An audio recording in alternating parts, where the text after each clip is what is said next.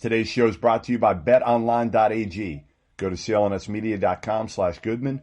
Use the promo code CLNS50 for a 50% bonus on your next deposit.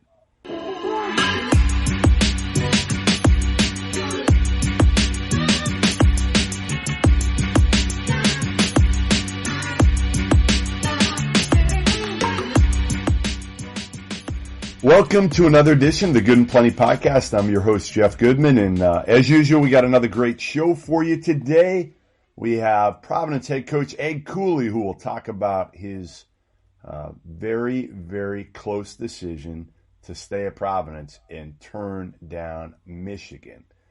Ward Manuel, the Wolverines athletic director, made a hard push at Cooley, but ultimately he decided to stay home and stick with the Providence Friars. So we'll talk about that, many more topics, including black head coaches and how they aren't getting enough opportunities.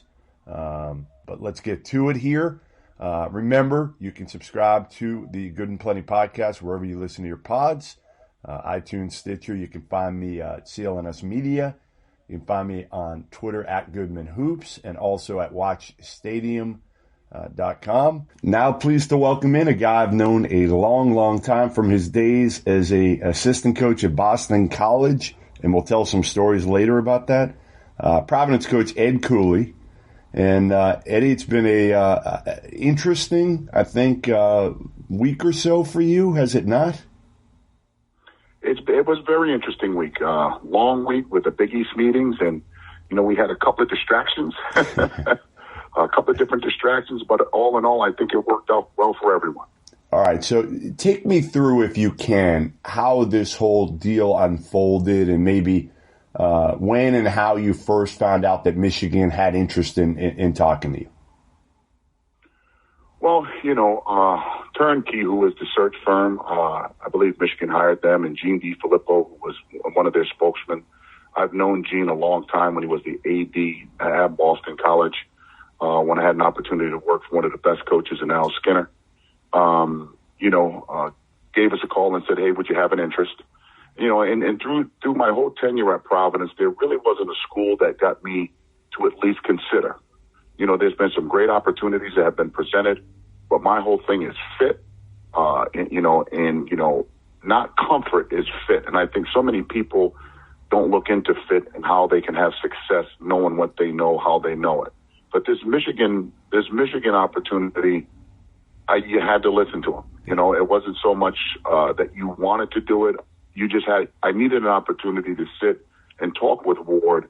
Let's face it, it's one of the best athletic brands in all of college sports. And so that's how it came about.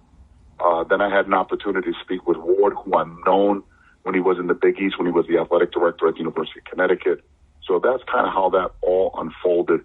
And what a lovely person he is, Ward. Good dude, very jovial, very direct, and extremely articulate. So that's kind of how that all unfolded. So I made it no secret, I think, on Twitter that I felt like you would be the right man for the job in terms of, I always look at it of who's going to scare other people in the league. And I said to myself, well, who's Tom Izzo going to be scared, whether it's you or some of the other candidates I won't go through that were put out there. And I just felt like this was a no-brainer because of your ability to recruit, of your ability to get kids to play hard, your personality in a job like Michigan, which is in my opinion, somewhere you could put it 10, you could put it 20 nationally. It's somewhere in that vicinity, I think, with the brand. I was saying, like, I really did. I felt like you could really kill it at Michigan. What was it ultimately? How close were you ultimately to taking the job? Well, Ward made it really hard, very, very hard. And, there's some changes being made at Providence College, good changes, tough changes, what we've seen with the school and how it's really grown. But Ward and Doug, his assistant, did a really good job pointing out the positives, pointing out where they're trying to go. Obviously, the Big Ten is a very good league. The coaches are very good coaches. I don't know if anybody will be scared other than my looks. I'm not the best looking dude out there, but it was very, very difficult. And at the end of the day, you come back to this. John Beilein, to me, is one of the best coaches in all of sports on how he's been successful every stop he's been at. You know, end of the day, fit was everything to me. Being not so much being home, but leaving home, and the locker room of the players that we've recruited, the kids that have been, came to Providence College because of the way they were recruited. And I just didn't think now was that time. And being criticized in the basketball world, well, if you don't take that job would you take? I feel I have one of the best jobs in the country at Providence College. Our athletic director, Bob Driscoll, an amazing human being where he cares about student athletes. Our chairman, Chris Riley, who is really instrumental in the development of the college. I just thought fit at the end of the day, and the love of our players, our incoming freshmen, the current roster, that just was really, really difficult to walk away. And the last thing with that was, us in coaching, we get a lot of credit for the wins. We get a lot of credit for building programs. What the public don't see is how much our children miss us, how much our spouses or partners miss us. So for 25 years that I've been with Maurice, putting her in a situation where, let's face it, for 30 months when you take a new job, you're going to be out there meeting, greeting, recruiting, alumni. You're going to be doing so much.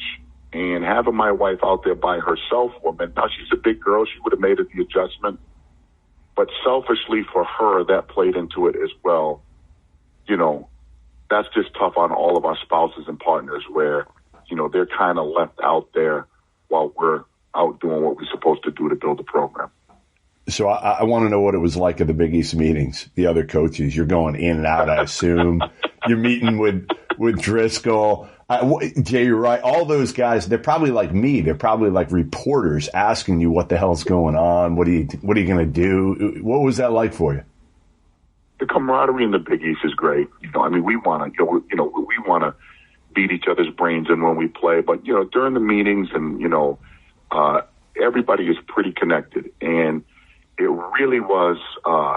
They got after me pretty good because I was in and out of meetings, dealing with, what I was supposed to deal with, sitting down with Bob Driscoll and Father Shanley and discussing the continued possibilities at Providence College, not wanting to paint anybody in a corner, whether it had been Ward or Bob, and really agonizing over, okay, what is the right thing to do here?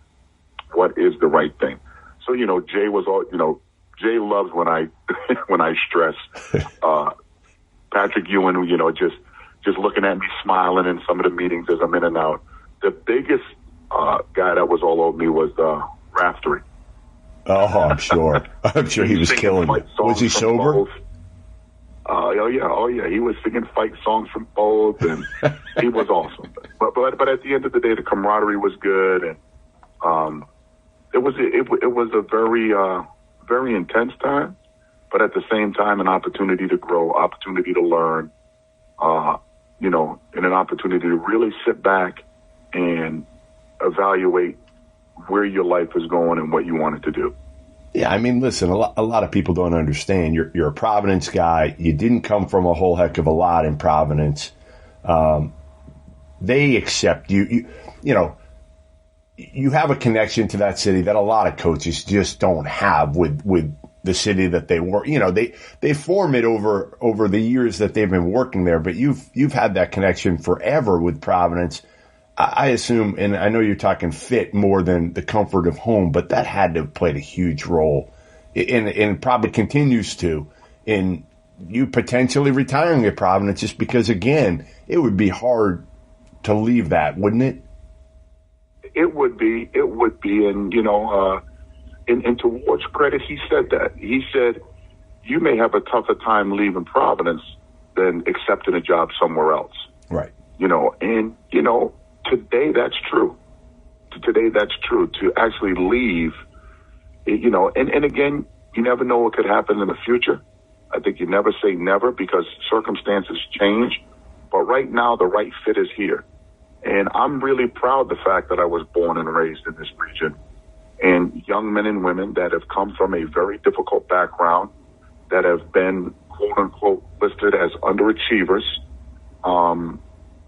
could hopefully my position here brings them some hope, gives them some, at least something to look forward to say, you know, if Ed can do it, I can too. And to me, that means a ton. That means a whole hell of a lot for me, not just in Rhode Island, but nationally.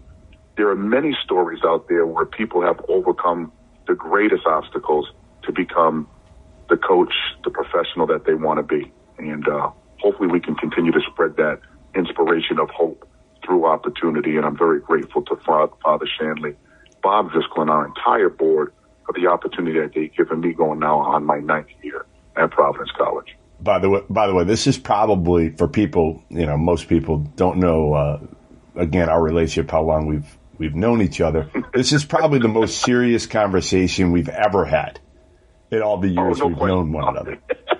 Right? Normally, it's, you know, a little bit of business, very little, but then it's about our children, about our wives, about traveling, about being in the most remote places in the history of mankind during the recruiting wars way back when. All right, so let's start. I'm gonna start with my Ed Cooley story back in 2003. Then you're gonna pick up with the story of you, me, and Josh Oppenheimer, and where we ended up. I think Norm Roberts was in there too. Norm Roberts was in there too. That's right. All right, so when did you start? When was your first year at Boston College as an assistant? My first year at Boston College, as I said, was 1997. All right. So I started doing. I went on the road, I think, in 2001. Okay, so that's why. So I knew you a little bit at BC. I think I started doing recruiting in like 2000, right around there. And I remember I'm at ABCD camp in 2003. I think it was 3.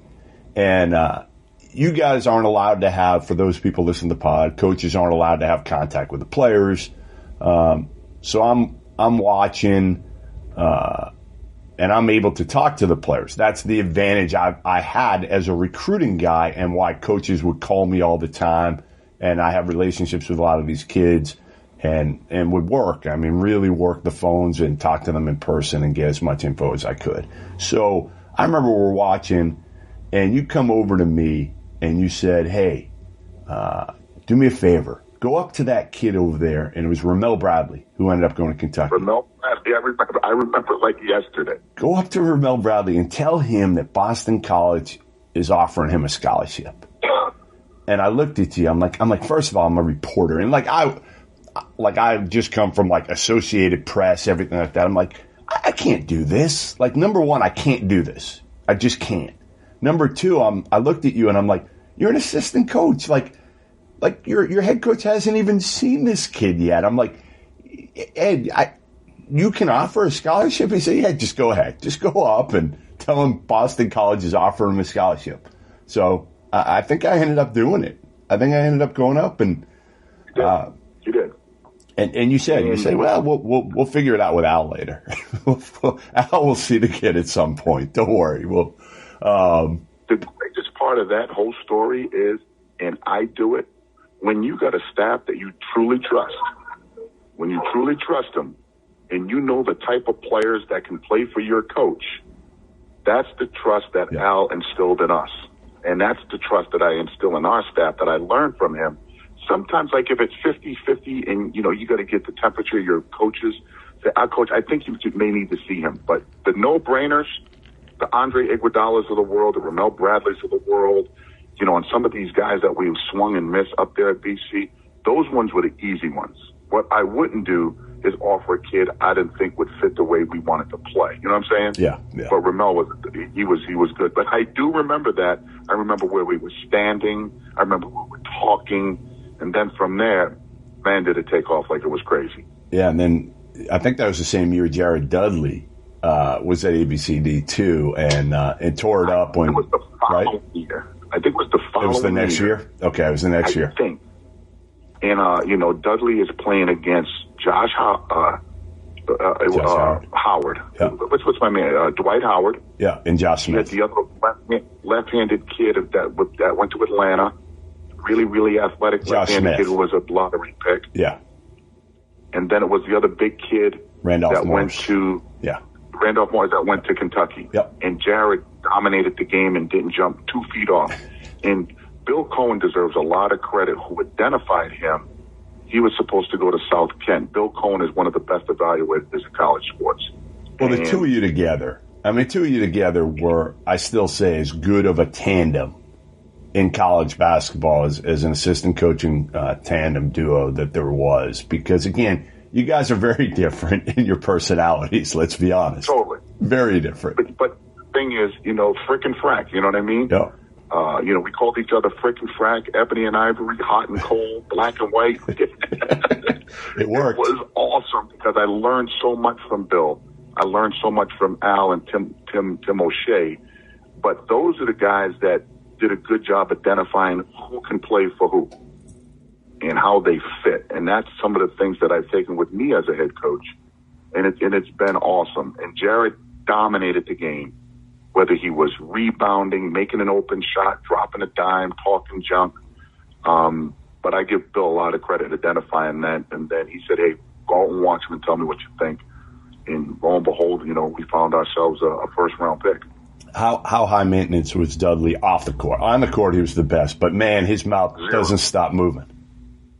Zero maintenance. Zero? Come on. You got to have some dirt on Dudley. No. I mean, he was an everyday guy. You didn't have to worry about him in the classroom. His mother, Melinda, would be all over him. Yeah. Really, no. I mean, as much as I would, none. He was competitive in practice. He never stopped talking. That's probably why we got along well. No high maintenance with him. The opposite. We knew exactly what we were getting with Jared Dudley. 100% exactly what we're going to get. Didn't have to worry about him acting out. He never thought he was better than anybody. He was the ultimate giver. And to this day, he's one of the best people I've met. He's a great man, and he's going to be in your business pretty soon. I was going to say, he's going to better coach or broadcaster. Could go either way. Huddle and tell coach. I mean, that's a great one. That's a good one. That is I don't know because I think he'll do well at both. I really do. His personality says TV. His intellect says coaching. Yeah, he really has a good feel for the game. He has a good feel with people. He just has an it factor that you can't find. He always had it. He's got a big it factor. Yeah, he always had it, Ed. I mean, I didn't think he'd be a coach, and I still think you're right. I think he probably goes media at the end of the day, but I wouldn't be surprised if he tries coaching. I wouldn't either. I wouldn't. He, Lewis Hennett, Tyson Wheeler, Kyron Cartwright are probably the four of the smartest basketball field guys I've coached in my 25 years. Yeah, it's a pretty good group. Those four guys they had a really good knowledge of the game, the pace of the game, their own personnel. They were Pied Pipers to get people to play for them, to get us to win. I may be missing a guy or two if I really dig deep, but those come into my mind really, really quick. Quick break to tell you today's show is brought to you by betonline.ag. The NBA Finals start soon. Last shot for you to win some money on actual games. Why not dabble a bit? The odds aren't up yet, but you can bet the Warriors will be favored when they do. Probably by the time you're listening, the odds will be there. I still think the Warriors, how do you go against them? I know Kawhi's a beast, a machine, whatever you want to call him. Kyle Lowry brings toughness too. But even without KD, I'm still going Steph, Clay, and Draymond, period. You can also bet on where Jimmy Butler will play next year, as well as all the NBA awards. They have everything on betonline.ag. Seriously, it's ridiculous. All the futures, all the props. You won't find them anywhere else. So make sure you go to clnsmedia.com/Goodman. Get a 50% bonus when you sign up. Use the promo code CLNS50. Don't be left on the sidelines with all this excitement going on the court. Plus, you can bet in BetOnline's virtual casino, make some money there too. You got the futures bets. You can play MLB seasons in full swing. NFL futures are already out. NHL Stanley Cup finals are there. There's still a lot going on in the sporting world. So whatever you do, make sure you use betonline.ag. Use the promo code CLNS50 for that 50% bonus on your first deposit. Or just go to clnsmedia.com/Goodman. All right, so we're going out on the road here in about a month in July, and that's kind of the grind of the AAU season. Go back to that story. You probably remember it better than I do, but where it was me, you, Josh Oppenheimer, who's now in the NBA, Norm Roberts, who's now an assistant at Kansas, and I don't even remember how the four of us got there. You probably remember more of the specifics. Dave Tellup was there as well. Wow. That's like a random group. So we're down in Swanee, Georgia. Yep. At an AU event, and we all wanted to go out to grab something to eat, maybe have a beer. And we ended up in this remote place in the deep cut. And we walk in there, and the first thing I see is a bull riding machine. And I'm looking around, and let's rewind this a little bit. And what comes to mind right away is 48 Hours, when Eddie Murphy is the only black man in the place. I turn around and look at Norm. I said, what in the world is going on in here? I look at you, and your face is red. You got tears in your eyes. I'm going, what did we do to these guys? I'm like, what in the world? It is the countryside. It's up. That, to me, was one of the funniest moments I've ever had on the road recruiting, because I found myself in a place that I said, what are we doing in here, Jeff? What's going on? What is going on? We stayed. We ended up getting something. Yeah. We did. You didn't walk out. You were like, whatever. Let's do this thing. Let's see what this whole thing's all about. The funny thing is, me and Norm were sitting there saying, did you ever think we'd be in here? That was like, Eddie, that was like me. It's a life experience that I'll live.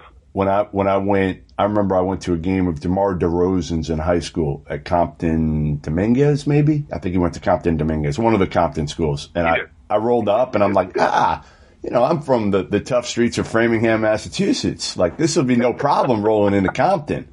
So I roll into Compton, and I walk in. I got there early because people were telling me he was playing Renardo Sidney's team at the time. Right. So I get there early, and Renardo's dad's there with his sunglasses on, mid court, and I think I was the only white guy there.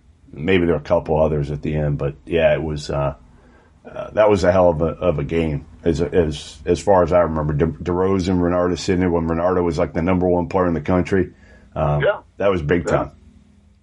So all right, the thing is, this is to be the beauty of basketball and the beauty of sport.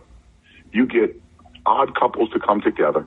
Yeah. You get people to come together from different walks of life to later on in life share these conversations.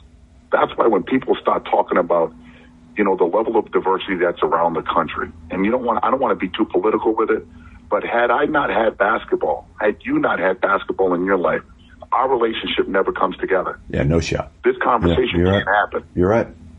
And we're different in every imaginable way. But at the end of the day, the relationship, the respect and admiration I have for the job that you do and have done, I respect you and I appreciate everything that you do for these young kids. And in telling the story, to give everybody an opportunity. So, I mean, I truly mean that, and I appreciate that. No, likewise.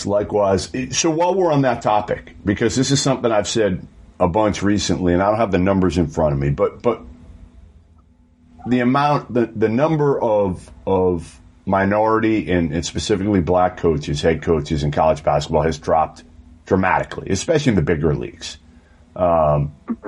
lately. Well, I can tell you right now, the Big East has 5, ACC has 4, SEC 3, Pac-12 0, Big 10 now 1, wow, Big 12 1. Wow, those last 3. I don't know if I missed any, but why? Why?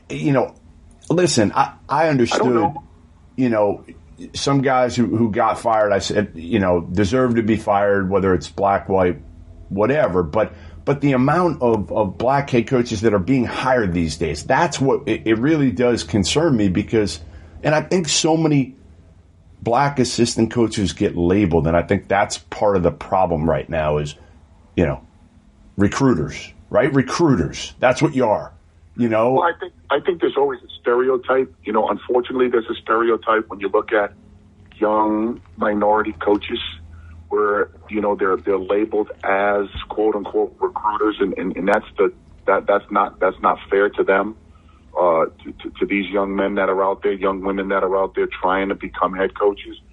And what I always try to educate our young folks on is get to know athletic directors, whether they're assistant athletic directors, senior women administrators.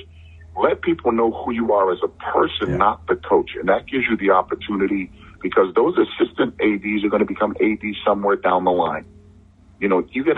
I always say you're being interviewed every day you're on a college campus. When you go to play against another team, meet that athletic director. Get involved with something, whether it be NABC, USA Basketball.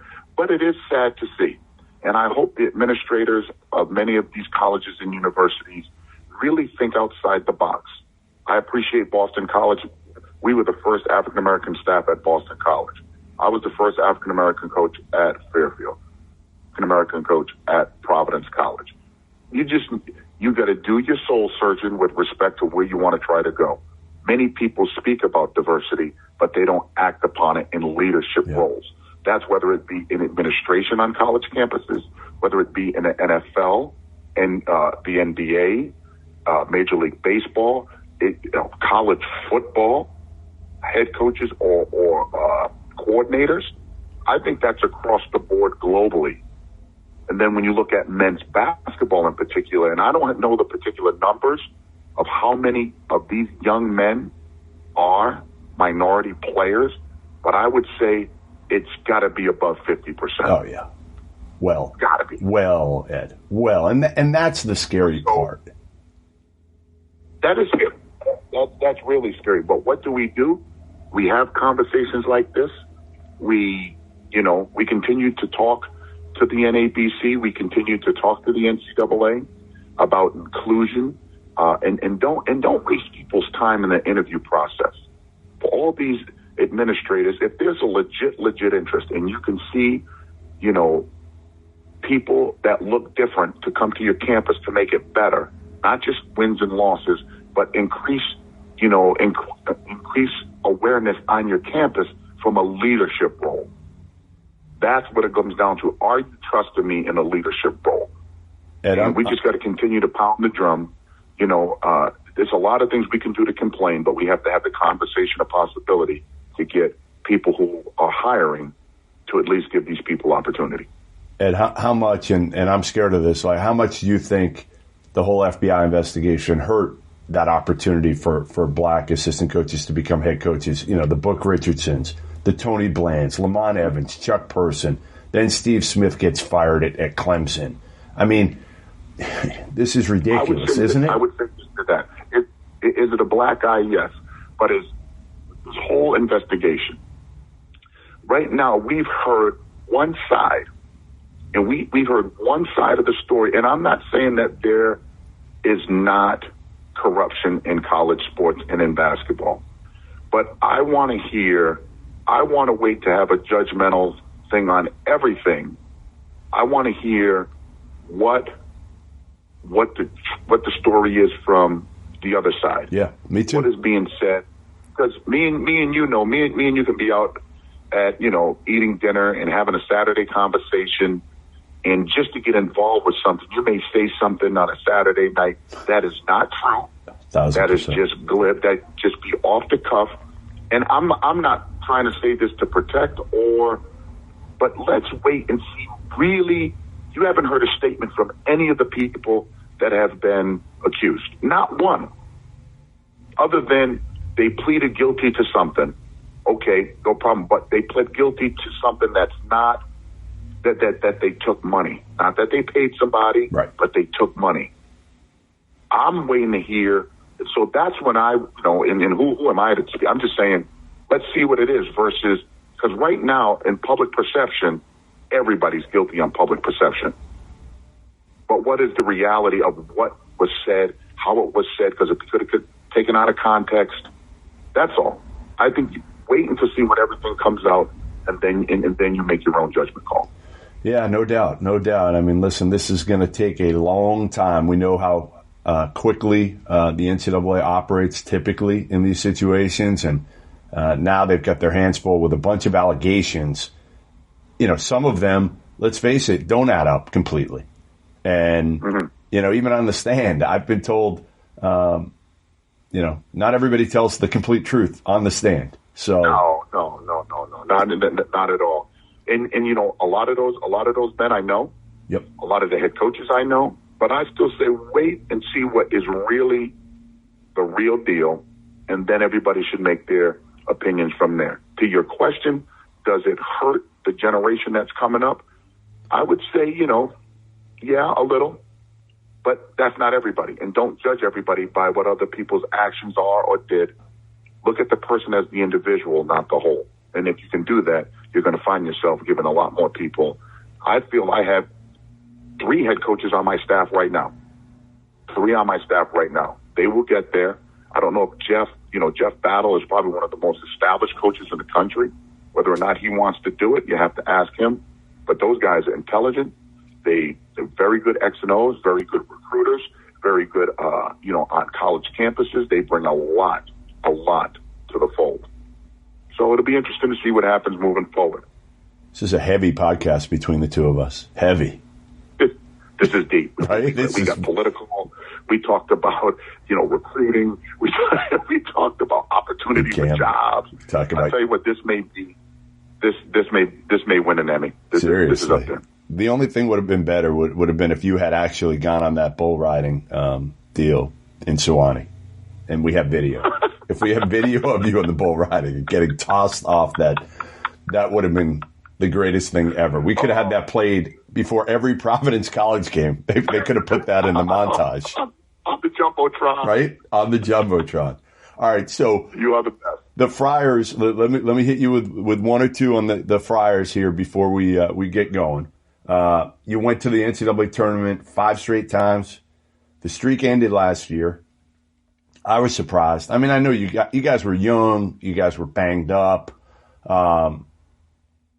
I assume you'll get Alpha back. He had not made the decision as of when we're taping this podcast. He has not made the public decision. Correct. But everything I've heard sounds like Alpha will be back.